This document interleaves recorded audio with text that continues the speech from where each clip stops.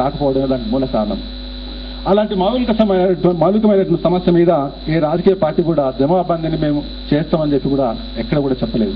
Land settlements ఏవైతే ఉంటాయో వాటి గురించి, డిస్ప్యూట్స్ గురించి, వాటి గురించి ఎవరి ల్యాండ్ ఎంత ఉన్నది, రికార్డులో ఒక విధంగా ఉంటుంది, పొజిషన్లో ఒక విధంగా ఉంటుంది. వాటి విషయం గురించి కూడా ఎవరు మాట్లాడినట్టు దాఖలాలు కూడా లేవు.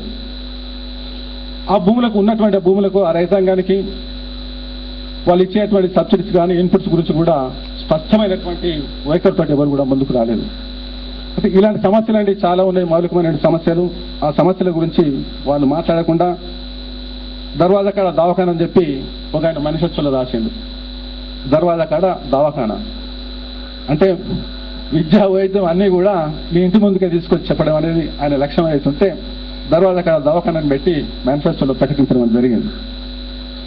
అయితే ఇవి ఎంతవరకు వీళ్ళు విద్యను కానీ వైద్యాన్ని కానీ సామాన్య ప్రజానీకానికి అందుబాటులోకి తీసుకొస్తారు అనే విషయాన్ని కూడా మనం ఆలోచించవలసిన అవసరం ఉన్నది. కాబట్టి ఈ విషయాలన్నిటి మీద ఈరోజు మనకు మాట్లాడేందుకు నలుగురు వక్తలు ప్రధానంగా ఉన్నారు.